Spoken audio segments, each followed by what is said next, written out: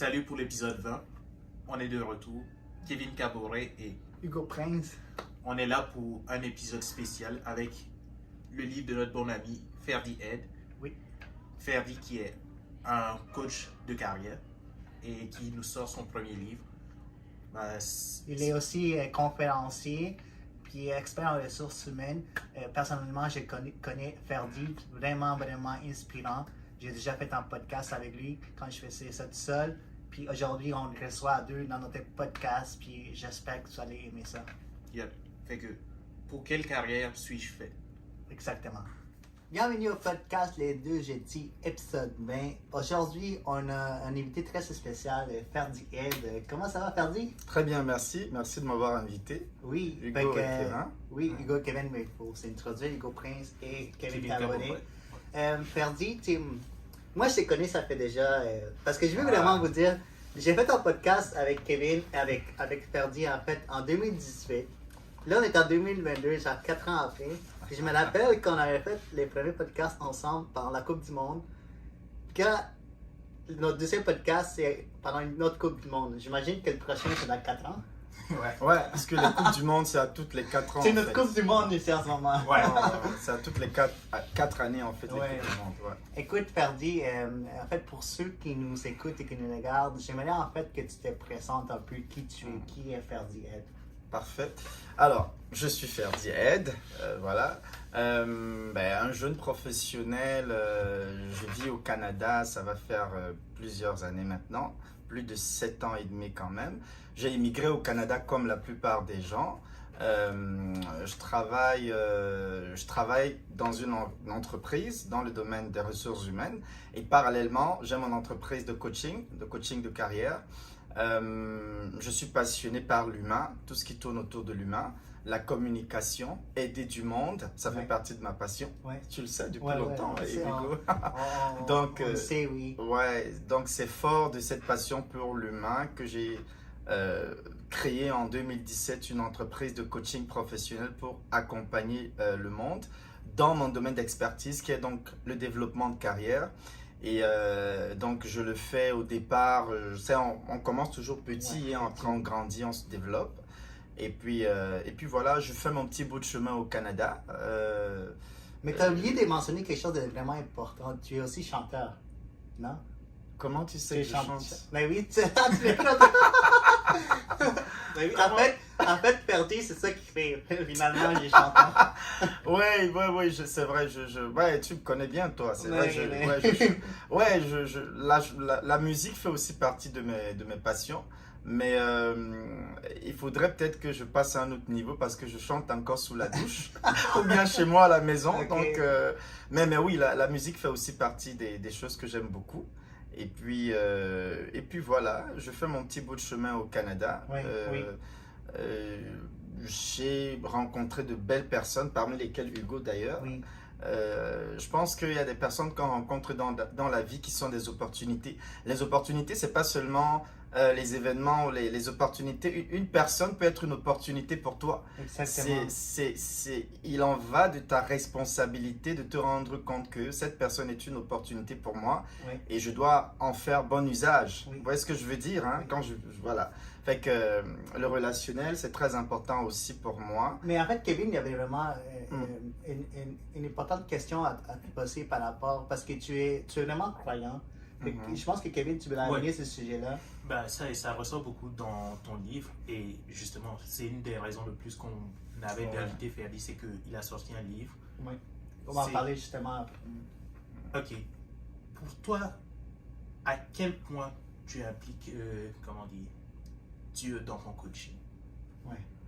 C'est une très très très bonne question. Alors, je vais vous dire que il y a personne qui fait, on fait tous des choses dépendamment de comment on a grandi, de où on a grandi, de l'environnement qui nous a moulés et qui nous a permis de devenir ce que nous sommes aujourd'hui. Fait que moi, depuis ma tendre enfance, j'ai grandi dans un milieu où mes parents, ma mère surtout, tous les dimanches, allez, tout le monde au culte, allez, voilà. Fait que j'ai grandi dans cet environnement-là. Et puis, vous savez, on est dans un monde, je ne fais pas des coachings et puis je me mets à parler de Dieu ou bien je me mets à parler de non. moi, j'ai des clients de partout. J'ai des clients qui sont de... Fait que je fais très attention à ne pas toujours mettre ça en avant parce que c'est quand même des sujets un peu sensibles, surtout ici au Canada. Mais je ne peux pas me renier parce que c'est ma nature, c'est ce que je suis, j'ai grandi dedans.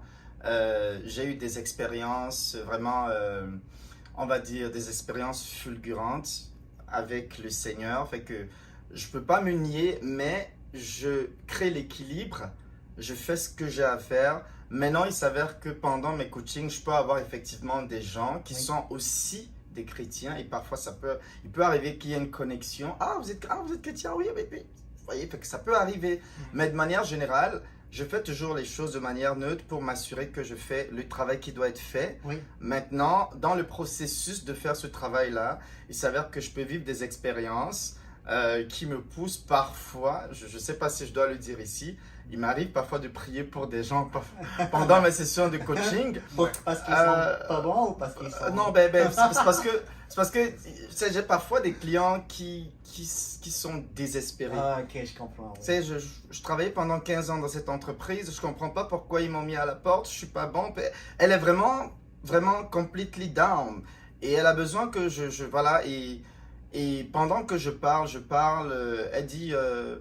elle se met à me parler de sa vie en fait. Ouais. Fait que, elle dit, j'ai l'impression que les dieux sont contre moi. Je lui dis, vous croyez en Dieu, vous? Ok. Et puis c'est comme ça que ça part. Et puis voilà, je lui dis, ben c'est parce que moi aussi je suis, ben écoute, vous priez, oui, peux-tu prier pour vous? Ben.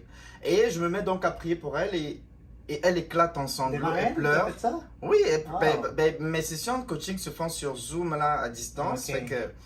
Fait que je prie pour elle et pendant que je prie pour elle, elle se met à pleurer. Wow. Je lui dis, êtes-vous correct? Est-ce que tout va bien?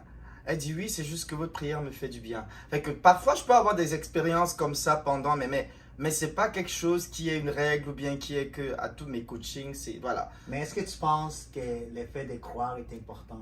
Parce que c'est pas juste au niveau de la religion et Dieu, mais juste de croire en quelque chose. Est-ce que tu penses que c'est important? Je pense que... d'avoir la foi en quelque chose. Si on a la foi en rien, en fait, une vie qui... Si tu vis sans la foi, ta vie est plate, en fait, selon moi. Je veux dire, tu as une vie plate. Ce que j'essaie...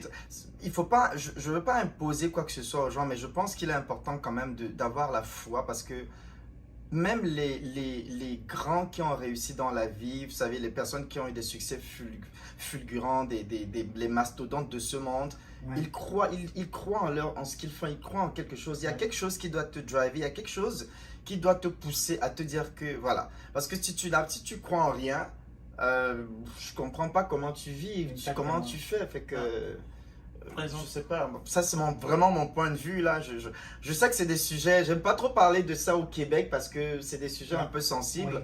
Mais je me dis aussi que il faut faire les choses dans le bon sens. Oui, vas-y Kevin. Je vais apporter une vision un peu différente. Juste pour beaucoup de personnes, ils vont voir la religion comme une base pour, essayer de donner de bons principes à des enfants.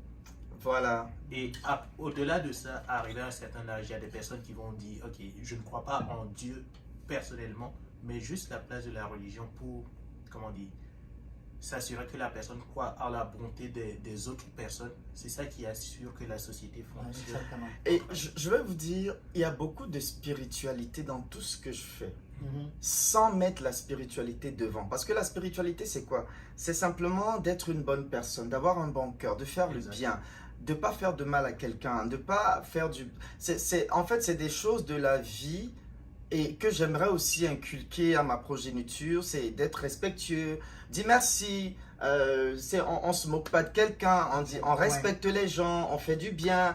Fait que c'est vraiment comment je vais dire que c'est les choses de la vie qui emmène quelqu'un à être une bonne personne et puis voilà, et c'est des valeurs, voilà, et d'avoir des valeurs saines, d'avoir des valeurs, de pas faire des choses qui sont pas, voilà, c'est un peu ça. Et tu Tu sais, quand je dis aux gens, par exemple, ah ben, il faut toujours faire le bien, il faut toujours t'assurer de semer dans la vie de quelqu'un parce que quand tu sèmes de la bonne graine, tu vas forcément récolter voilà. Fait que si tu aides quelqu'un, tu sais pas, un jour, quelqu'un. Enfin, c'est des choses qui sont dans la spiritualité, mais je ne mets pas la spiritualité en avant, mais je le dis d'une toute autre façon pour que ça parle à tout le monde, pour que tout le monde se retrouve dans ce que je dis. Le contexte de la personne, de sa carrière. Le contexte de la vie aussi, voilà, tu vois. Et puis de dire aux gens aussi, écoute, hey là, ben, fais ce que t'aimes, fais ce qui te passionne. As-tu des dons et des talents? Oui. Ben, peux-tu croire que tu as été appelé à faire quelque chose de précis dans la vie? Ah ouais? Oui. Tout ça, parce que je me dis qu'on a tous été appelés à exceller dans un domaine de la vie. On n'a pas été appelé à faire tout. Tu n'es pas appelé à faire tout dans la vie, non. Exactement. Tu as été appelé à exceller dans un domaine précis, mais il en va de ta responsabilité de te dire, mais dans quel domaine, quelle est ma montagne d'influence? Est-ce que je suis appelé à exceller ou à réussir ou à avoir du succès dans le domaine, je sais pas moi, de la musique, je sais pas moi, de la communication, je sais pas moi, de la comptabilité. Mais justement, toi, en parlant de talent, est-ce que tu as tout le temps été comme ça, quelqu'un qui était bon locuteur? Est-ce que tu as tout le temps été jeune, tu savais que tu étais quelqu'un d'extraverti, puis tu aimais ça parler devant les gens? Est-ce que c'était un talent pour toi, ça? Oui, en fait, depuis ma tendre enfance, c'est pour ça que généralement dans mes sessions de coaching, quand il y a des gens qui me viennent et qui ne se connaissent pas, moi je fais des tests de personnalité, il y a des gens qui ne se connaissent pas, les gens qui sont comme, je sais plus où j'en suis, je suis confus, j'ai besoin d'orientation. La première des choses, c'est d'abord la connaissance de soi. Il y a les gens qui ne se connaissent pas. Le processus qui te permet de te connaître, c'est de rentrer parfois dans ton enfance, c'est de rentrer un peu dans ton histoire, dans ta vie.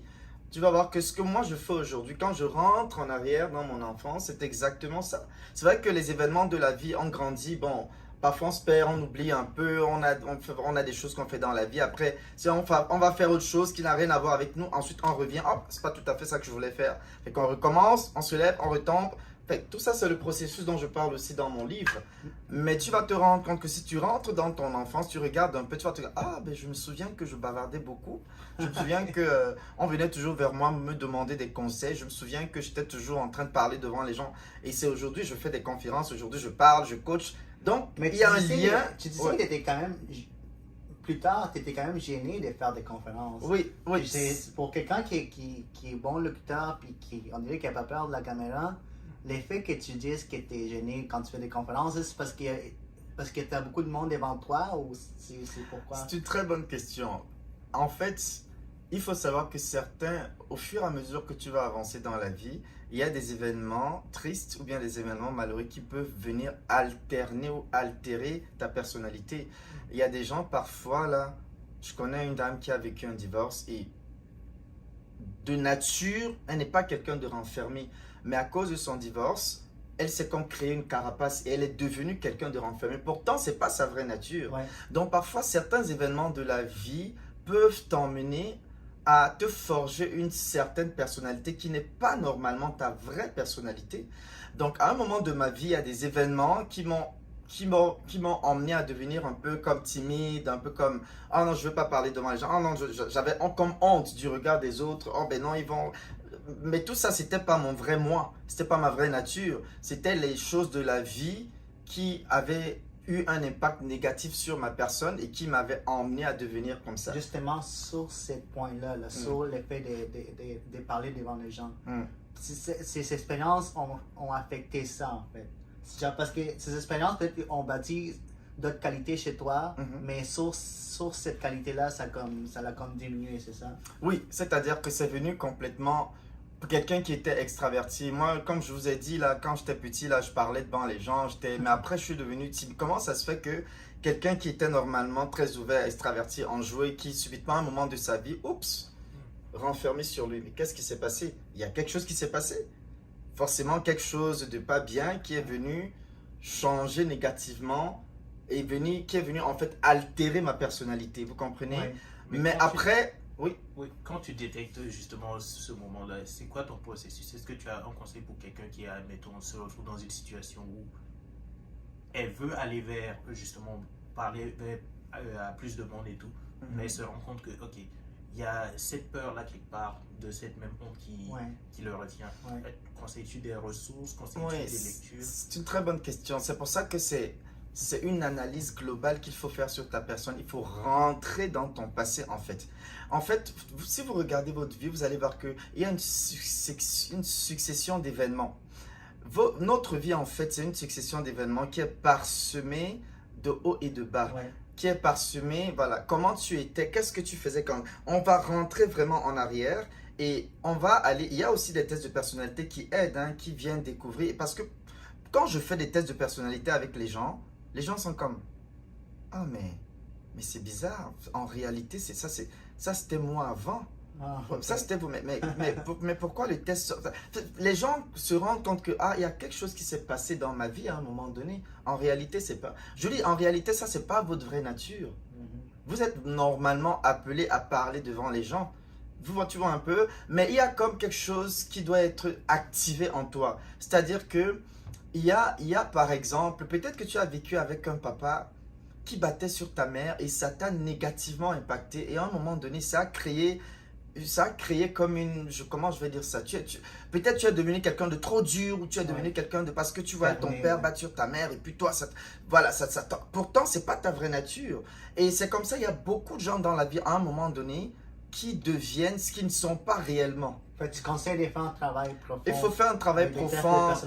Tu fais un test de personnalité. On fait vraiment un travail profond. Qu'est-ce que tu fais bien? De quoi es-tu le plus fier? Parce qu'il y a aussi des questions qu'on pose qui vont t'emmener à réfléchir et à rentrer en toi-même. Et de te rendre finalement compte que, tu vois, la timidité parfois que tu as là, parfois c'est pas vraiment ta vraie nature.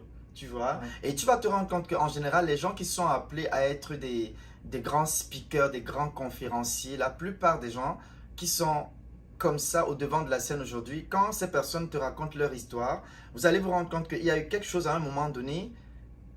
La plupart de ces gens-là vont dire j'étais pas comme ça, je pensais pas que je pouvais parler devant les gens à un moment. Il y a toujours une histoire. There's always a story behind. Tu vois, il y a toujours une histoire qui finalement inspire d'autres personnes et qui pousse les gens à se dire si ça a été possible pour lui, malgré mes blessures, parce que vous savez, on transporte tous des blessures à un moment de nos vies. Hein. Ça peut être une relation qui ne s'est pas bien passée, ça peut être peut-être que tu as perdu. Moi, par exemple, je prends mon exemple personnel. Moi, j'ai perdu ma maman très tôt et ça a eu un impact sur ma personne. Donc, on transporte. Ça peut être ça qui a causé l'effet que tu es devenu plus introverti, plus gêné. Quelque part, c'est clair que ça a eu un impact sur moi parce que toute ma vie, j'en voulais un peu à l'univers. Pourquoi avoir pris ma mère? Qu'est-ce qu'elle vous a fait? Pourquoi je ne mérite pas? Voilà, donc j'en voulais, je trouvais que c'était injuste parce que voilà, j'avais que 4 ans, je trouvais que c'était injuste. Voilà. Et quelque part, ça a créé des blessures dedans de moi. Tu comprends un peu? J'étais blessé, fait que... voilà, donc on transporte tous des blessures comme ça, mais il faut guérir de ces blessures parce que tant que tu ne rentres pas dans le processus de guérison de ta blessure, il te sera difficile d'opérer à une dimension élevée de ta destinée parce qu'on a tous un appel dans la vie. Vous pensez que toutes ces personnes qui ont des carrières fulgurantes, qui ont des grands succès dans la vie, ce sont des personnes qui à un moment donné se sont découvertes. Elles sont rentrées dans un processus de découverte et elles ont compris que ça, c'est ça que je dois faire. Et quand tu découvres ça, you start shining, tu commences à briller. Exactement. Quand tu découvres vraiment ce que tu vois, les Oprah Winfrey, tous ces grands-là, ce sont des gens, la Oprah, quand elle te raconte son histoire, elle n'a pas eu une vie facile. Hein. Donc, toutes ces personnes-là ont une histoire et il faut avoir, parce que si tu n'as pas un storytelling, comment est-ce que tu vas inspirer les autres? Tu comprends un peu? Je pense que parfois l'univers excusez-moi, je parle un peu de Dieu là. Je pense que Dieu parfois permet qu'on passe par ces étapes-là pour qu'on puisse avoir une histoire. Exactement. Pour qu'on puisse avoir un storytelling, une histoire à raconter qui va inspirer d'autres personnes et tu vas te dire si ça a été possible pour Oprah, ça veut dire que je peux aussi malgré mes déboires, malgré mes blessures, malgré mes manquements, je peux aussi devenir un grand. Tu vois ce que je veux dire? En fait, si on a bien compris, Ferdi, tu n'es pas coach de carrière, mais tu es psychologue et motivateur. En fait, toi, tu es intelligent, toi, là. En fait, je vais te dire, mon coaching, c'est un mélange de beaucoup de choses. Dans mon coaching, il y a de la motivation.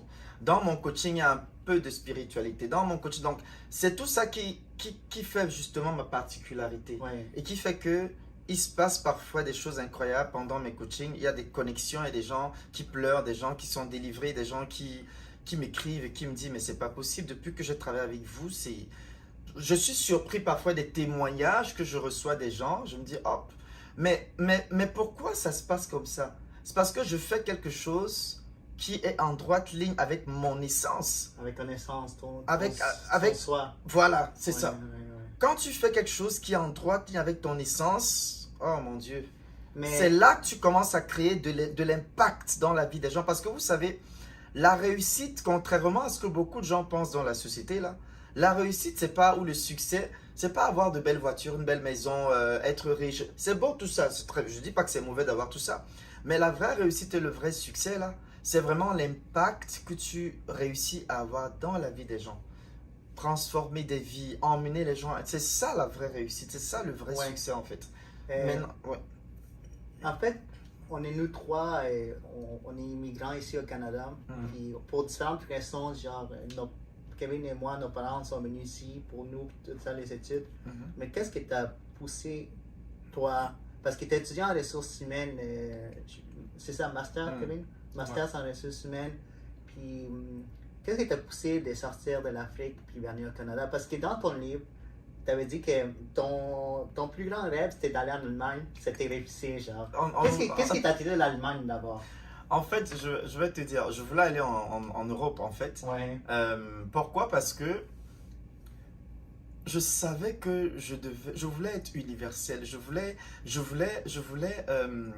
voulais donner une orientation internationale à ma carrière. Je voulais pas juste être le Ferdi de mon pays d'origine. Je voulais m'ouvrir au monde. Je voulais embrasser d'autres cultures. Donc, il y avait toujours ce sentiment d'inaccompli, quelque chose. Je sentais que il y avait des choses que j'avais pas encore accomplies. Tant que je restais là-bas, je sentais qu'il y avait quelque chose. Et c'est pas un hasard. Parfois, c'est ton appel. C'est ton appel qui te pousse à avoir ce désir-là en toi. Parce que tu es appelé à faire des choses plus grandes que ce que tu fais à ce moment-là. Ouais. Je ne me voyais pas rester seulement dans mon pays. Je me voyais en train de voyager partout dans le monde, impacter le monde, faire des conférences, voyager, changer des vies. C'était le rêve. Ouais. Donc, je me suis dit, j'aimerais ça aller en Europe. Et pourquoi l'Allemagne? L'Allemagne, pourquoi? Parce que mes amis, à ce moment-là, j'avais beaucoup d'amis qui étaient allés en Allemagne. Je me suis dit, j'aimerais pouvoir aller rejoindre mes amis aussi. On va se faire une belle gagne. On va danser, chanter. Voilà. En fait, c'était pas sortir. Tu voulais juste sortir de ton pays. Oui, je voulais m'ouvrir au monde, en fait. Je voulais vraiment m'ouvrir au monde. Je me sentais limité et réduit par rapport à ce que je savais que j'étais capable de faire, en fait. Ouais. Voilà. Mais c'est-à-dire qu'ils t'ont juste refusé la visa? Oui, ça a été une période. C'est pour ça qu'ils ont perdu à la Coupe du Monde. Donc c'est ça. Oui, c'est les choses de la vie. Parfois, il faut passer par ça pour grandir aussi. Mais parce que... ouais, ça t'a donné l'opportunité de venir au Canada, en fait. C'est ça. Non, le Canada, c'est bien le après. choix. Le Canada, c'est quand, finalement, parce que moi, je voulais voyager et mon père n'avait pas de gros moyens financiers pour sponsoriser mes études qui coûtaient 30 000, 40 000 $, tout ça. C'était beaucoup d'argent, là. Moi, je viens pas d'une famille riche, là. On n'était pas pauvres, on avait de quoi manger, mais on n'était pas riche en même temps aussi, là. Ouais. Donc, je me suis dit, ok, puisqu'on m'avait refusé le visa, j'ai trouvé un emploi. Je mettais de l'argent de côté. Je me suis dit, ok, moi-même, là, je vais mettre de l'argent de côté. Je vais moi-même sponsoriser mon voyage. Fait que j'ai travaillé pendant des années, j'ai mis mon argent de côté et puis j'ai fait mes documents pour venir ici comme travailleur qualifié. Mais le Canada, c'était juste...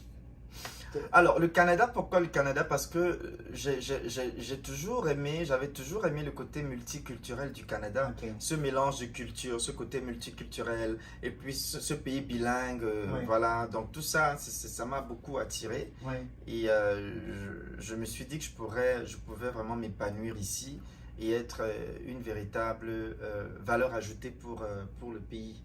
Qu'est-ce Voilà. que le Canada t'a apporté comme opportunité, vraiment? C'est une belle question. Le Canada m'a permis de me révéler. Le Canada m'a permis de découvrir une autre facette de ma personnalité. Le Canada m'a permis de sortir de ma zone de confort.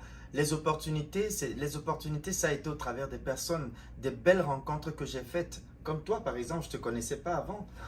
Mais depuis que je t'ai rencontré, ça a été une belle opportunité. Merci. Donc, c'est pour ça que je disais à Kevin tout à l'heure que les opportunités, ce n'est pas seulement les opportunités. Une personne peut être une opportunité. Ça peut être une porte. Tu sais, une personne, l'univers peut t'envoyer une personne et cette personne peut être en fait la clé qui ouvre une autre porte pour toi. Ouais. C'est pour ça qu'on dit souvent qu'il faut avoir de bonnes relations avec les gens, faire le bien parce que tu ne sais jamais qui peut te débloquer une situation dans la vie, là, tu comprends? Exactement. On est dans un monde de réseautage, de collaboration, d'interaction, fait que les relations, c'est important. Donc, les opportunités, il y en a beaucoup eu qui sont venues à moi, mais il y en a aussi que j'ai moi-même provoqué parce que à un moment donné de ta vie, il faut aussi provoquer des opportunités. Il faut aller chercher des opportunités. Ouais, Elles ne vont pas toujours venir cogner à ta porte, là. exactement. Donc, le Canada m'a permis de me révéler. Le Canada m'a permis de sortir de ma zone de confort parce que j'ai aussi traversé des difficultés au Canada. Donc, ça m'a permis de me surpasser. Ça m'a permis vraiment d'aller chercher ce que j'avais de grand au-dedans de moi. Et puis voilà. Je pense que si je n'étais pas venu, si je n'étais pas sorti de mon pays d'origine, je n'aurais pas réalisé ce que j'ai pu réaliser jusqu'à aujourd'hui. Oui, justement, en parlant de réaliser, Kevin, tu avais dit. Ben, j'ai deux questions. Ouais. Pour les gens qui nous écoutent, ils se posent sûrement la question, c'est quoi ton pays d'origine? Et deuxièmement, tu parlais justement d'opportunités et de moments de plus de challenge. Donnerais-tu une opportunité, un challenge que tu, comment dire, pour Que tu as aider vécu, quelqu'un ouais. qui vient d'arriver ici, Ouais. par exemple? Alors, mon pays d'origine, je suis d'origine camerounaise. Je viens d'un pays qui s'appelle le Cameroun. C'est en Afrique centrale. Alors, moi, quand je suis venu au Canada, là, je suis parti de mon pays d'origine avec une belle situation. J'avais un très bel emploi, j'étais bien payé, j'avais un bon salaire, j'avais une très belle situation. Fait que les gens me disaient, mais qu'est-ce que tu vas faire au Canada? Toi, tu es complètement fou. Tu vas aller travailler au McDo là-bas, faire des petits jobs. Comme la plupart des immigrants là-bas, t'es-tu normal là? Mais habituellement, les gens, quand ils sortent de leur pays pour aller au Canada, ils disent, mais t'as des meilleures opportunités là-bas. C'est pas tout le monde, justement. Il y a des gens qui ont un avis complètement différent. Ah, Ouais, wow. et qui, voilà, des gens, voilà. Donc, évidemment, quand moi je suis arrivé ici, j'ai eu de la difficulté au départ parce que la recherche d'emploi, j'ai eu beaucoup de la difficulté à trouver un emploi dans mon domaine et beaucoup d'immigrants traversent ces mêmes difficultés-là. Et donc, moi, j'ai pu apprendre beaucoup de par les expériences que j'ai emmagasinées de mon pays, de par aussi les expériences que j'ai eues ici. C'est ça qui m'a permis à un moment donné de construire justement mon projet et de pouvoir me dire que je vais aider les gens plus tard. Donc, moi, je pense que le conseil que je donnerais, c'est premièrement, il faut d'abord chercher à comprendre le système quand tu arrives dans un nouveau pays. Parce que beaucoup de gens arrivent et puis se lancent directement dans les... Comprends d'abord comment ça marche au Québec ou en Ontario ou je sais pas où tu veux aller là. Comprends le système. L'autre chose que je vais te dire, c'est entoure-toi de bonnes personnes parce que si tu marches avec des losers là, ben si tu marches avec 4 losers, tu seras le 5e loser. Ah, ouais. Ben oui, Ouais. j'ai le regret de t'annoncer que tu seras le 5e loser.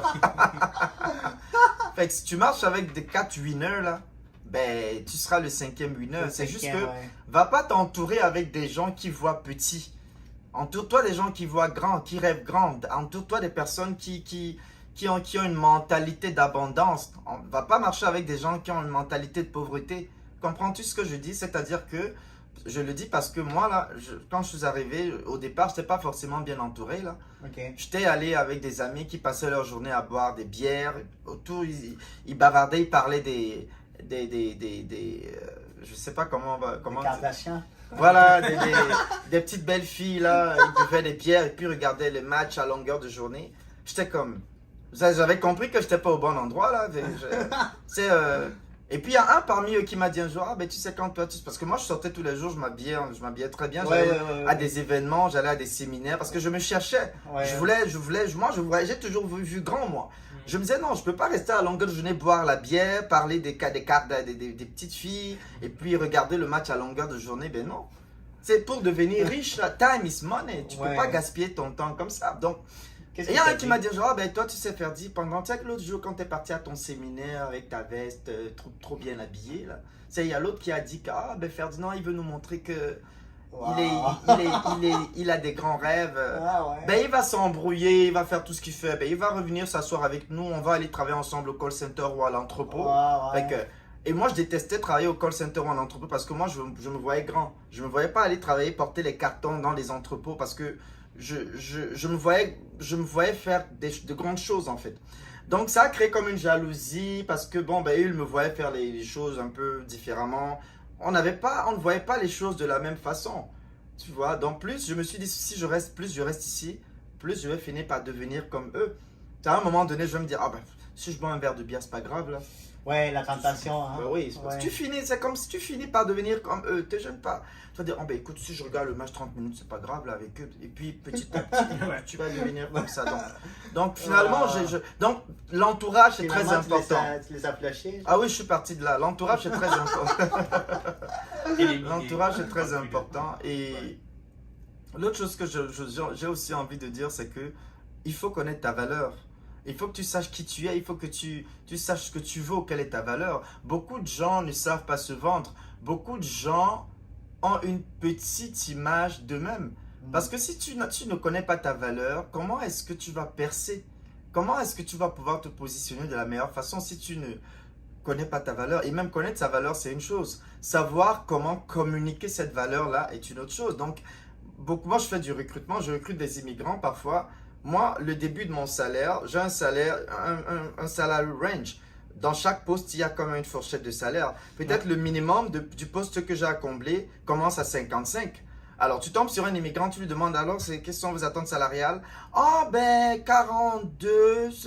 Il ne sait pas se vendre, il ne se fait pas confiance. Ouais. Moi, le salaire, le début de salaire de ce poste, c'est 55. Lui, il me dit qu'il veut 40, 42. J'ai comme envie de lui dire, ben, vends-toi cher là, mon Dieu. 42, tu as de l'expérience. Tu ne peux pas juste demander 42K. Peut-être qu'il n'a pas vraiment pris, il n'a pas cherché des informations à savoir c'est quoi la base du salaire. C'est pour ça que je dis qu'il faut connaître sa valeur. Parce que quand tu connais ta valeur, tu sais que, hey, ben attends, non, ben je ne mérite pas 42K. Tu sais, je vais quand même. Mais en plus, ça baisse la valeur du marché en général. C'est que si toi tu te vends à 42 000, le prochain qui va arriver qui lui connaît sa valeur, va se présenter, on va lui dire, il y a lui qui veut le faire pour 42 000. Ben, vous savez, moi je vais vous dire, j'ai fait des choses. Le gars qui me dit qu'il veut 42K alors que moi mon salaire commence à 50, je lui donne 55K. C'est pour ça que j'ai souvent des gars qui me disent oh monsieur, je vous remercie, j'ai vu que le salaire que je vous ai demandé, vous m'en avez donné plus. Merci monsieur, merci, je vous remercie monsieur. Je suis comme ben là, c'est juste que c'est pas mon argent, moi là je travaille, c'est pas mon salaire. Ben perdu, il en a donné moins. Non, ben tu sais, il y en a qui sont pas. Il faut avoir un bon cœur dans la vie. C'est pas mon argent. Ça sert à rien si tu travailles, il faut aider les gens, ok? Moi j'ai un minimum de 55. Tu me demandes 42K. Mais pourquoi je te donne pas? J'aurais pu lui donner 45K ou 46 ou 47. Mais je me suis dit. Mais tu as regardé des autres critères aussi. Tu sais que cette personne-là, même si elle il a du potentiel, il ne sait pas juste se vendre et tout. Ouais. Je me suis dit, bon, écoute, je ne perds rien. C'est pas comme si je suis pas en train de gaspiller l'argent de l'entreprise, mais je donne le minimum. Le minimum, c'est 55. Je lui donne ce 55-là et pour lui, c'est comme, tu vois? Fait que, il faut savoir se vendre, il faut se connaître, il faut connaître sa valeur, il faut savoir comment communiquer sa valeur. Il faut être informé sur le marché. Il faut connaître le marché du travail, il faut connaître le marché. Si tu es dépendamment de la province dans laquelle tu te trouves, parce que le marché n'est pas le même, parce que le marché québécois n'est pas du tout le même que le marché ontarien ou le marché de l'Alberta ou de la Colombie. Ce sont des marchés différents. Donc, dépendamment de l'endroit où tu te trouves, il faut que tu fasses une petite étude du marché. Tu dois comprendre le marché dans lequel tu te trouves. C'est quoi les métiers en demande? C'est quoi tu dois comprendre l'environnement. Parce que sinon, tu vas passer à côté de beaucoup d'opportunités et tu vas laisser beaucoup d'argent sur la table et puis voilà. Dans ton processus, toi, tu consacres combien de temps à cette étude de marché là? Ben, on n'arrête jamais de faire l'étude. Il faut toujours être au fait de ce qui se passe, des meilleures pratiques, des nouvelles tendances. Ça change tout le temps. Vous savez, avant 2020, avant la Covid, le marché était d'une façon. Après la Covid, 2 ans, le marché a changé. Maintenant, on vit la période post-Covid. Vous voyez que le marché aussi a subi des transformations. Donc, ça change tout le temps. Il faut simplement être alerte, être quelqu'un qui s'informe pour comprendre où ça va aujourd'hui, où ça évolue, c'est quoi les nouvelles tendances, qu'est-ce qui se fait, qu'est-ce qui ne se fait plus. Donc, tu dois constamment être quelqu'un qui s'informe, voilà. Donc, c'est ça. Mais à ce niveau-là, est-ce que toi, tu restes, par exemple, plus centré sur le domaine des ressources humaines ou tu vas t'intéresser à d'autres industries? Ben, je vais te dire que le domaine des ressources humaines, c'est mon domaine. C'est là, dans ça que je travaille. J'ai un master en ressources humaines. J'ai toujours travaillé dans les ressources humaines, recrutement, formation et tout. C'est mon expertise. Maintenant, je ne suis pas fermé. C'est-à-dire que, oui, je fais les ressources humaines, mais je fais aussi de la communication, ok? Je fais aussi, voilà, je suis entrepreneur, donc je suis appelé à faire aussi un peu de comptabilité, ok? Les entrées, les sorties, le passif, l'actif. Il faut comprendre un peu tout ça en tant qu'entrepreneur, sinon, ben, tu ne peux pas être fermé juste parce que tu fais ressources humaines. Non, tu dois être ouvert, comprendre un tout petit peu le marketing, comprendre un tout petit peu la vente, parce que moi, quand je fais mes webinaires, comme je te dis là, je dois vendre. Exactement. Je dois vendre mon programme de formation, mais pour vendre, il faut avoir le pitch. Il faut savoir comment parler aux gens. Ça, c'est de la vente. Ben oui. Mais justement, parlons de ça, l'entrepreneuriat, Ferdi. Quand on s'est rencontrés il y a 4 ans, tu venais tout juste en 2007, là. On s'est rencontrés en 2018. Tu venais tout juste de lancer ton projet My Job, My Passion. Okay? Moi, j'ai regardé ça, puis j'ai voyé l'énergie que tu as apportée. Puis c'était dans le même domaine que tu faisais, mais récemment, tu as complètement changé le tout. Tu as fait un rebrand, puis maintenant, c'est rendu FA Consulting. Pourquoi tu as fait ce changement-là? Est-ce que tu croyais que My Job, My Passion, c'était pas sérieux? Je pense que dans la vie, il y a ce qu'on appelle les petits commencements. Ouais. Okay? On commence toujours quelque part. Donc, My Job, My Passion, c'était le début. C'était mes petits commencements. J'avais commencé. Il faut bien commencer quelque part. Hein? Donc, j'ai commencé par là. Mais à un moment donné, il faut que le bébé grandisse. C'est-à-dire, tu nais, tu rampes. Après, à un moment donné, il se lève. Il s'est levé, il marche. Okay. À un moment donné, tu dois grandir. Tu dois emmener les choses à un autre niveau. Fait que l'entreprise a grandi. Avant, la vision de mon entreprise reposait sur 2 piliers principaux. Les 2 piliers principaux, c'était la recherche d'emploi et le développement de carrière. Maintenant, avec la clientèle qui a grandi et puis la vision aussi qui a changé, qui est devenue une vision plus large, qui m'a poussé aussi à avoir un portefeuille de services plus large, je suis donc passé de 2 piliers à 5 piliers. C'est-à-dire que... C'est quoi les 3 autres? Oui, je vais les citer. Donc maintenant, la nouvelle vision se repose sur 5 piliers. Donc les 2 piliers d'avant, donc recherche d'emploi, développement de carrière. Les 3 que j'ai rajoutés, c'est leadership, management et développement personnel. Voilà, donc la nouvelle vision repose sur ces 5 piliers-là. Pourquoi? Parce que en fait, c'est la vie normale d'une personne là. Quand tu sors de l'école, on va tous à l'école hein, à un moment donné de nos vies là. Quand tu sors de l'école, tu as 2 choix. Soit tu trouves une job, soit tu crées ton entreprise. C'est les 2 choses. Je pense que j'en parle un peu dans mon livre. Oui, tu en parles. Voilà. Alors, ce qui se passe en fait, c'est que de toute façon, si tu te trouves une job, quand tu t'es trouvé une job, c'est pas tout là. Il faut que tu te développes parce que après, quand tu vas travailler dans une entreprise, il faut que tu apprennes comment te comporter. Comment est-ce que je fais pour avoir une augmentation de salaire? Comment je fais pour avoir une promotion? Comment je fais pour gérer les conflits? Comment je fais? Fait que c'est ça le développement de carrière. À un moment donné, on passe de la recherche d'emploi au développement de carrière. Mais maintenant, tu deviens manager, tu as évolué. Mais comment je manage une équipe? Comment je fais pour... j'ai 3 personnes qui travaillent pour moi. Là. Il y a un qui vient en retard, un autre qui n'envoie jamais son rapport à temps. Fait que je suis tout mêlé, je ne sais pas comment gérer une équipe. C'est là où le management intervient. Tu continues maintenant, parce qu'avant, tu aidais les gens à obtenir un emploi, puis ça finissait là. Ensuite, développement de carrière. Maintenant, je m'arrêtais aux 2 là. Oui, maintenant on dirait que tu les suis. Voilà, c'est pour ça que maintenant en fait c'est le parcours normal de toute personne, que tu sois entrepreneur ou salarié. Maintenant que tu dois, parce que tu sois entrepreneur, à un moment donné tu vas devenir le directeur de ton entreprise, tu vas recruter des gens, ok, mais il faut que tu apprennes comment manager les gens. Maintenant là tu évolues, tu es directeur ou bien tu es vice-président, oh mon Dieu, suis-tu un bon leader? Parce qu'à un moment donné on va parler de leadership. C'est quoi ton style de leadership? Tu dois savoir c'est quoi les clés d'un bon leader, comment devenir un bon... Tout ça. Maintenant, le dernier pilier, c'est le développement personnel. Tout ce que tu vas faire dans la vie, quand tu vas au travail, quand tu vas en tant que salarié ou entrepreneur, il y a une façon de se comporter dans la vie. Tu comprends un peu? Il y a une façon, la gestion des émotions, tout ça, ça fait. Le développement personnel, c'est la vie en général. Donc, je me suis dit, ok, je vais faire un 360 degrés.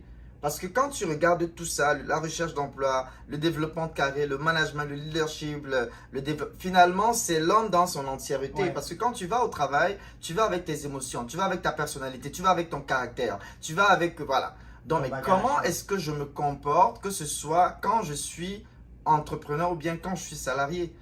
Le développement personnel, c'est ça aussi, c'est de savoir comment se tenir dans une société. Donc, c'est tout ça que je propose. Mais tu parlais genre de deux choses, carrière et entrepreneur. Qu'est-ce que tu penses des intrapreneurs, des gens qui dans une entreprise ils ont l'esprit entrepreneurial?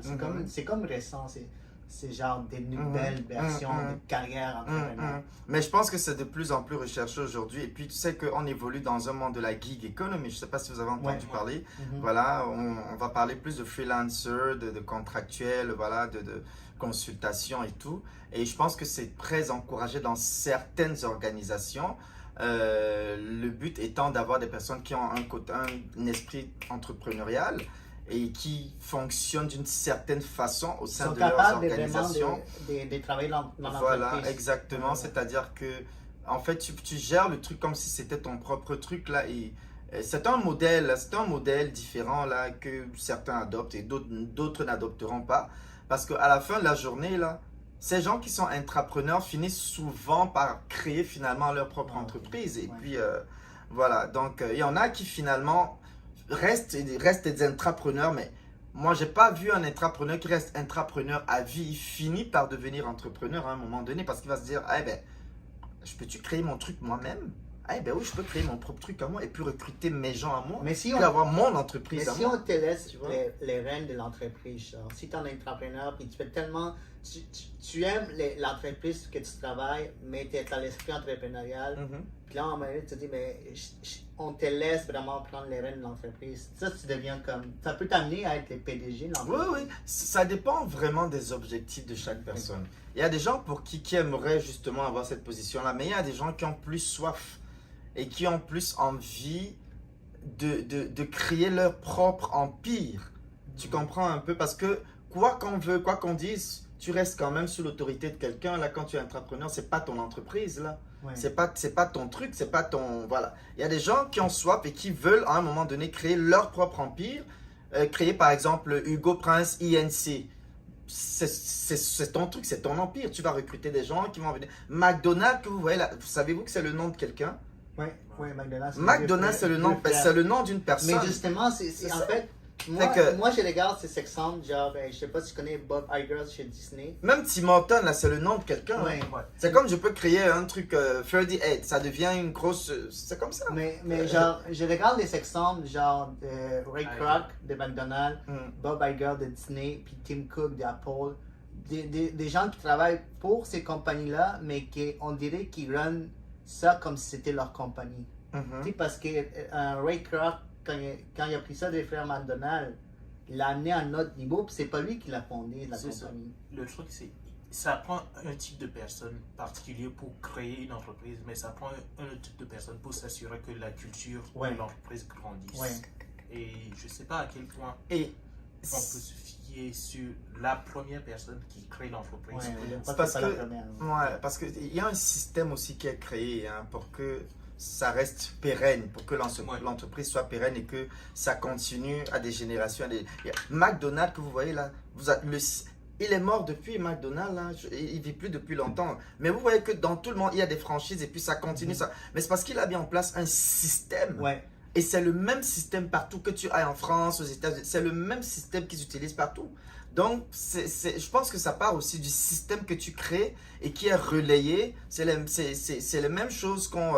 Mais c'est pas obligé d'être les fondateurs qui font les systèmes. Ça peut être les prochains qui viennent après eux. Mais oui, bien évidemment. De toute façon, parce que le système a déjà été créé, les prochaines qui viennent, on applique... En fait, C'est pour ça qu'on parle d'entreprises pérennes, parce qu'ils sont pérennes, parce qu'il y a un système, il y a une fondation solide qui fait que tout ce qu'ils font après, c'est sur la base de ce qui avait déjà été fondé. Ce système-là, ça continue et c'est répliqué et c'est répliqué. Exactement. Et ça continue. Ça, c'est Maintenant, dans comme l'idéal un peu, parce que, admettons, ce qui est difficile, une fois qu'on rentre dans l'entrepreneuriat, c'est qu'il y a quand même le souci de la compétition qui est au cœur du modèle de l'entrepreneuriat. C'est ça qui fait que, par exemple, les frères McDonald's se sont fait bouffer par Ray Kroc un peu. Ouais, Ray Kroc, ouais. Ils avaient cette volonté de créer un système. Et Ray Kroc, il a vu que, ok, ils sont capables de créer cette entité-là, mais ils ne sont pas capables d'amener à ça à notre niveau. Si ils veulent faire de McDonald's la multinationale, ils ne vont pas tenir la route. Et dans ce sens-là, comment dire, quel conseil donnerais-tu à quelqu'un qui veut se lancer dans l'entrepreneuriat? Moi, je pense, c'est une bonne question. Je pense que les gros morceaux finissent toujours par manger les petits morceaux, avaler les petits morceaux. C'est pour ça que tu entends les fusions, acquisitions. Ouais. Tu entends telle entreprise a acquis telle. Parce que quand tu te rends compte que, oups, je ne vais pas pouvoir. Donc, ce que je vais faire, je vais m'allier avec lui. Donc, il y a plusieurs façons, plusieurs modèles. C'est-à-dire que c'est pour ça que tu vas avoir une entreprise, telle va acheter l'autre, ou bien telle va s'allier avec l'autre. C'est des modèles, c'est des stratégies, c'est des systèmes, c'est des voilà. Parce que ils se sont bien rendus compte qu'ils ne peuvent pas, parce que c'est une grosse mastodonte. Voilà, donc tu te dis, ok, qu'est-ce que je fais pour ne pas totalement perdre?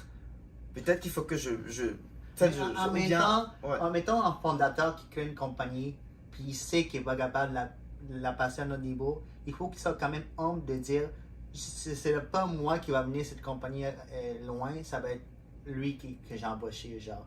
Puis je dois me mettre de côté. Et non comment est-ce que tu développes cette humilité-là, genre? Ouais. Parce que si tu as fondé ton bébé, tu parles des bébés, là, toi tu dis FA Consulting, c'est mon bébé, mais j'arrive pas à l'amener au prochain niveau, mais admettons Kevin que j'ai embauché, il a les capacités pour. Comment est-ce que tu fais pour voir cette humilité? Mais il y a les business angels. Je ne sais pas si vous avez entendu parler des business angels. Ouais. Tu peux demander de l'aide. Tu peux demander qu'on injecte de la liquidité. Parce que parfois, pouvoir éclore, pouvoir aussi émerger aussi parfois, ça demande du cash flow, ça demande aussi... parce que tu peux avoir toute la vision, toute l'intelligence, tous les systèmes, tout, mais parfois tu n'as pas les moyens du cash flow pour pouvoir emmener ton truc à un autre niveau. Donc parfois tu peux te faire accompagner par des business angels, tu peux t'associer avec, je sais pas moi, Ferdi crée son truc, ça marche pas. Hey Hugo, tu vas voir Hugo, hey, je sens que tu as un autre projet là, peut-on s'associer puis... Donc il y a plusieurs façons de faire, dépendamment de ta personnalité, de ce que tu veux et de ta vision, parce que on n'est pas tous faits de la même passion. Il y a des gens qui ont un orgueil démesuré qui fait qu'elles ne vont jamais aller vers Hugo, demander à Hugo, hey, on peut-tu, tu vois. Fait que ça dépend vraiment de chacun. Mais moi, je pense que c'est des options. Il y a des options qui peuvent te permettre de ne pas totalement déclarer faillite ou de tomber totalement, voilà. Prenons les temps qui restent au podcast pour parler de ton livre, Kim. Le livre ici. Pour quelle carrière j'ai faite, Ferdi aide. Ferdi, en fait, pourquoi tu as décidé de te lancer dans l'écriture? Pourquoi tu as décidé de te faire? Est-ce que tu pensais que ça allait être une bonne idée pour ta crédibilité, pour ta carrière de coaching? Très bonne question. Alors, moi, l'écriture, ça fait partie de mes talents. Ah ouais. La communication, oui, en fait, la communication, c'est moi. La communication écrite orale, c'est moi. J'ai toujours écrit de belles lettres depuis quand j'étais en maths. Tu étais journaliste aussi, d'accord? J'ai fait un peu de journalisme, j'ai écrit des articles, donc j'ai toujours écrit dans ma vie, mais j'ai jamais eu la présence d'esprit d'écrire un livre. Et qu'un jour, je me suis dit, ah ben écoute, tu sais, il faut se créer des rivières financières. Il faut rentrer dans la stratégie de la diversification. C'est-à-dire que quand tu as une business, fais pas juste une seule chose, c'est comme un arbre qui a des branches. Fait que tu as un arbre, qui est ta business, ben, crée la branche, tu fais des webinaires, tu te fais de l'argent avec des webinaires, c'est une rivière financière. Ensuite, tu te dis, ah, je vais créer des livres. Tu crées des livres là, c'est une rentrée d'argent. Et ça, c'est le premier livre d'une série qui arrive. L'année prochaine, je vais sortir 2 autres livres. Exactement. Fait que, parce que je veux que ça devienne quelque chose, parce que je veux avoir de l'impact. C'est pas forcément pour me faire de l'argent, mais l'objectif premier, c'est d'abord de voir des vies transformées. J'aimerais que quand quelqu'un lit ce livre, il se dise, oh mon Dieu, que ça attire son... Il se dise, oh mais tu sais, voilà. Donc, mais c'est plus un guide qu'un ouvrage classique. C'est plus un guide qu'un ouvrage classique. C'est plus un guide, oui. Je n'ai pas voulu que ce soit un livre classique lourd, avec trop long, trop de littérature. Parce que moi-même, j'aime pas les livres lourds. Je me suis posé moi-même la question de me dire, ok, si c'est moi qui achetais ce livre, je le lirais-tu, moi? Fait que j'ai dit, ok, je vais le faire. Parce que moi, je suis quelqu'un de très pratique. Ne m'emmène pas dans les trucs compliqués. Non. Moi-même, quand je fais mes coachings, c'est tac, tac, tac. 1, 2, c'est ça. Donc, moi, je suis pratique. Je suis pas dans les rêves ou les choses farfelues où les gens sont... Non. Je suis dans très... Donc, je me suis dit, je vais écrire quelque chose de pratique avec des outils que je vais donner aux gens. Moins de 100 pages. Ça se lit très facilement, tu me l'as dit, toi. Vraiment facile. Voilà, et puis tu as ce que tu dois avoir. Et puis basta, la vie continue. Mais sans compliquer. J'aime ça que tu sois vraiment humble, puis tu oublies de mentionner que c'est un best-seller. Mais Kevin, il avait des questions par rapport au livre que tu avais lu aussi. Merci c'est vrai. Je le dis tous les jours que mon livre sera un best-seller. Ouais. Ben, moi, ma question, c'était par rapport aux sources d'inspiration que tu citais. Parce que tu mentionnais Les Brown, Oprah Winfrey. Et dans tout ça, je me demandais, ok, y a-tu un livre qui t'a servi de base pour décider de sur quel sujet tu vas te focuser? Non, pas du tout. J'ai simplement regardé la société, j'ai regardé ce que je fais, j'ai regardé le monde et je me suis dit, tu sais, quand tu rentres dans le métro le matin, là, le lundi matin, as-tu déjà vu les gens, plein de gens sont malheureux. Ouais. Beaucoup de gens n'aiment pas forcément leur job. Ouais. Tu sais, il y a un monsieur qui m'a dit, écoutez là, moi là, j'aime pas ma job. Ben, je peux pas quitter ma job parce que j'ai un mortgage à payer, j'ai des factures, j'ai des enfants, fait que, il est comme coincé dans cet emploi. Fait que, mais il est passionné par autre chose, mais il peut pas quitter cette job parce que ben il peut pas. Fait que le lundi matin, tu les vois tous dans les métros, ils sont là. C'est comme si on les obligeait. Alors, c'est parce que à un moment donné, je me suis dit non, il faut que j'ai envie de parler, j'ai envie de je sais pas si je dois faire une conférence. Et puis, il y a eu comme une présence d'esprit qui m'a dit, ah ben, leaders are readers. J'ai lu ça quelque part. Leaders are readers. Ok. So, if leaders are readers, si les leaders sont des liseurs, ça veut dire qu'ils achètent des livres. Ok. Ensuite, ça commence à tourner dans ma tête. Alors, je vais dans une conférence aux États-Unis, parce que en tant que leader, il faut aller à des événements pour grandir. Voilà, je suis allé à un événement et quand j'arrive là-bas, hi, how are you? C'était en anglais. Bon, oui, j'ai entendu. Celui-là me disait, j'ai 17 livres. Je suis comme, ok, 17 livres. La personne qui avait moins de livres dans cette conférence avait 5 livres. Ah ouais. Fait que quand je suis sorti de là, je me suis dit, oups. Fait que moi là, j'ai quel âge? J'ai même pas un livre. Dès que je suis arrivé chez moi là, j'ai dit non. Je peux pas finir l'année 2022 sans écrire un livre. Ah ouais, tu t'es lancé. Parce que tous les vrais leaders, les grands là, ils ont des livres. Regarde tous Les Brown, Oprah, tous ces grands là, ils ont des livres. Ouais. Donc tu peux pas dire que tu es un grand et t'as pas de livre. Je me suis dit, oh, mais moi qui veux devenir un multimilliardaire, je dois avoir des livres. Peux-tu croire que tu vas dans une conférence, celui qui n'a pas du tout écrit de livre a 5 livres. Fait que moi, quand on me disait, oh, so how many books do you have? Oh, I'm still about to finish my first book. Ben, je mentais, j'avais même pas commencé à écrire mon livre. Fait que je leur disais, je suis en train de finir mon premier livre. C'est pourquoi sinon on va se dire, ben, il fait quoi ici, celui-là? Il s'est-tu perdu là? Tu vois ce que je veux dire? Ouais, je comprends. Parce que si tu marches avec les grands là, il faut qu'ils sentent que tu as aussi. Parce que les grands aiment marcher avec les grands. Ouais. Un grand va pas vouloir marcher avec quelqu'un là. Moi je suis à 17 livres. Toi t'as écrit aucun livre. Ben, je fais quoi avec toi? Je veux pas marcher avec quelqu'un qui a écrit aucun livre. Moi j'ai 17 livres. Ouais. T'as même pas un livre toi. Pourquoi veux-tu que je marche? Tu comprends? Fait que depuis ce jour là, j'ai dit hey. Fait que c'est ça. La version anglaise sort bientôt. Est-ce que tu serais un jour surpris dans le métro que quelqu'un lise ton livre? Oh, ce sera le plus. Parce que là, tu parlais du métro, les gens ne sont pas contents. Puis là, tu rentres dans le métro, puis il y a quelqu'un qui lit ton livre. Ben, je parlais avec justement un monsieur l'autre jour, là, et on parlait, et je lui disais, on parlait justement d'un truc comme ça. Je disais, ah, ben j'en parle dans mon livre. Il me dit, vous avez un livre? Je dis, ben, oui. Je dis, ben, oui, tapez. Je lui dis, bah, vous avez su Internet sur votre téléphone? Il me dit, allez sur Amazon, tapez. Oh, c'est votre livre? Je dis, oui. Là, Moi, tu dis, j'étais... là, tu dis, moi, je marche avec ceux qui ont des livres. C'est une sensation, tu sens que non, tu n'es plus n'importe qui. Tu es, voilà. Tu sais, il faut rêver grand, il faut chercher à opérer dans la cour des grands et à faire ce que les grands font. Ouais. Fait que, justement, on avait une question, Kev, tout ce qui est par rapport à connaissance de soi, domaine d'influence. On avait trouvé ça intéressant. Genre les domaines d'influence, puis il y en a quand même beaucoup, là, comme, ça peut être famille, art et culture, médias, gouvernement. En fait, ces domaines d'influence, c'est ça tu qui vois que c'est les domaines de la société. On les retrouve dans la société. Et c'est ça qui va t'influencer sur les choix de ta carrière. Comment? C'est ça qui va t'influencer sur les choix de ta carrière. En fait, ce qui se passe, c'est que nous avons tous été appelés à avoir du succès dans un domaine spécifique de la vie. Et il y a plusieurs domaines dans la vie. Le domaine de la santé, le domaine de l'éducation, il y a des enseignants. Domaine de la religion, il y a des pasteurs, des prêtres, domaine, je sais pas moi, de la technologie. Okay. Il y a tous ces domaines-là. C'est pas un hasard qu'on a ces domaines-là. Et vous voyez bien qu'il y a des gens qui ont des succès dans chacun. Il y a des gens, le domaine par exemple du sport, le football. On a les Lionel Messi, les Drogba, tous ces gens-là. Donc, il y a des gens qui sont appelés à avoir du succès, chacun dans son domaine. Mais tu dois d'abord identifier, mais c'est quoi que j'aime? C'est quoi ma passion? C'est quoi mon don? Tu sais, parfois, là, des gens vont te congratuler. Ah, ben Hugo, tu chantes bien. Ah, ben tu écris bien. Ah, ben mon Dieu, tu cuisines bien, Marguerite. Ben si 1, 2, 3, 4, 5 personnes te disent tout le temps tu cuisines bien, ah, ben peut-être que tu es appelé à créer une chaîne de restaurants, tu ne le sais même pas. Peut-être que tu es appelé à créer un restaurant, tu prépares, tu fais bien, tu cuisines bien.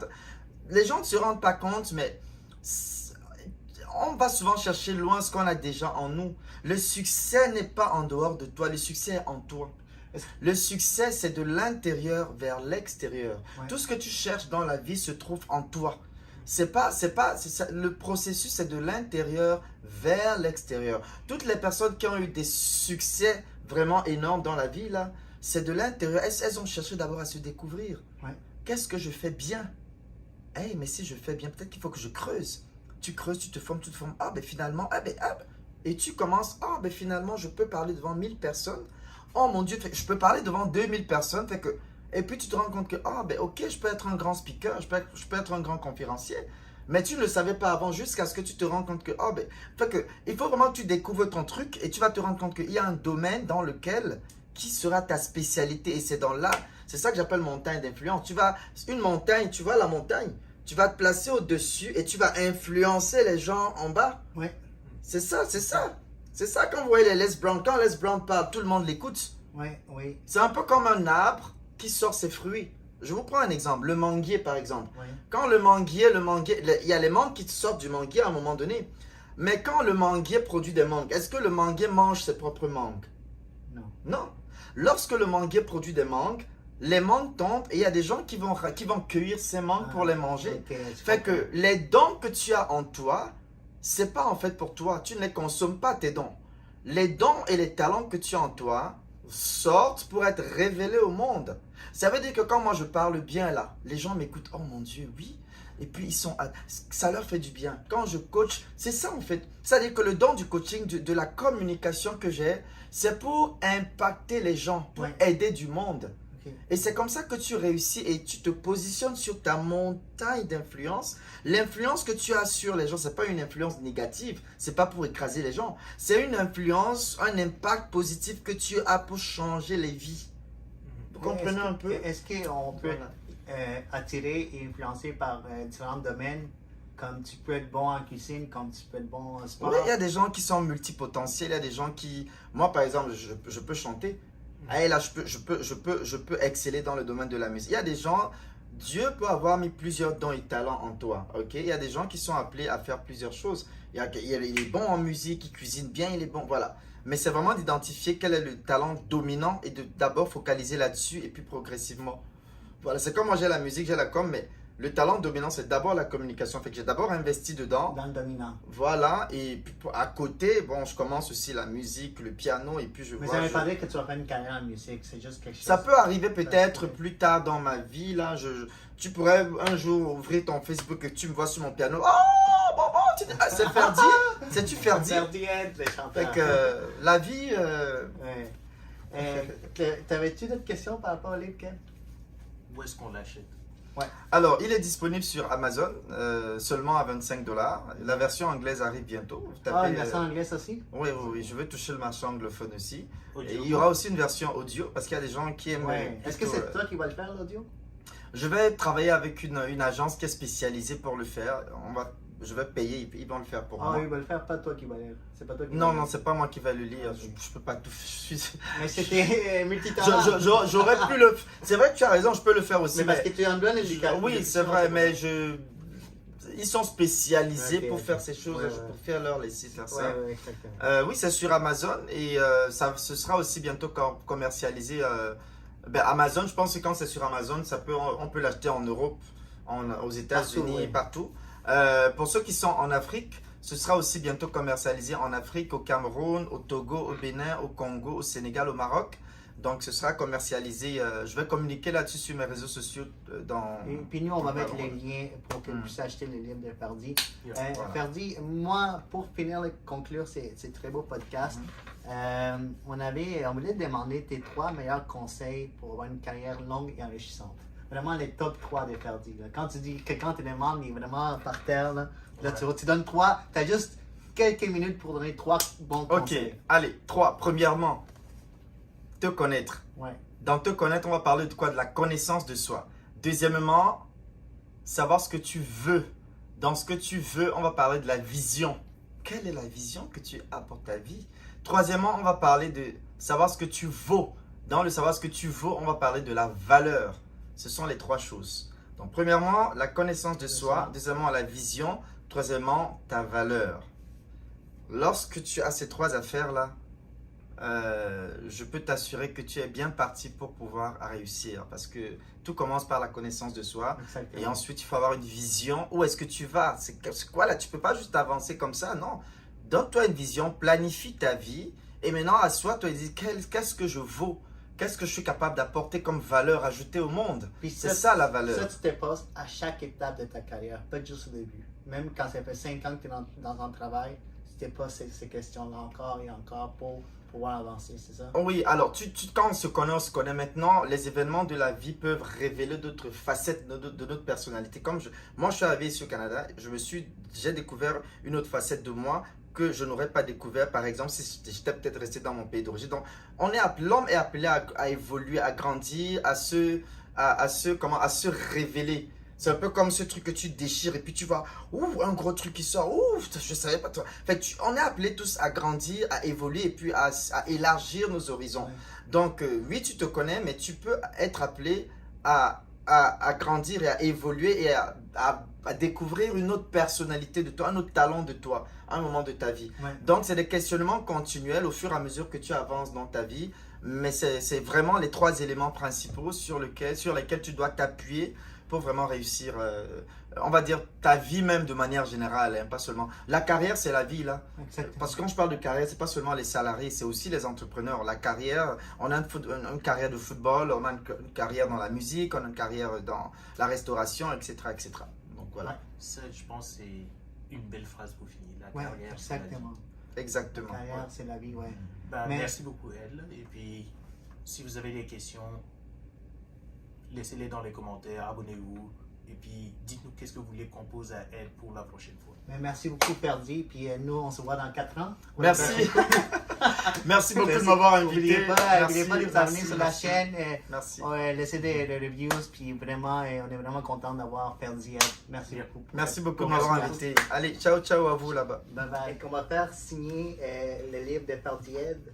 Pour quelle carrière j'ai fait, Ferdi? Je t'ai fait l'honneur de signer ton livre. Ça fait plaisir. Alors, qu'est-ce que je vais...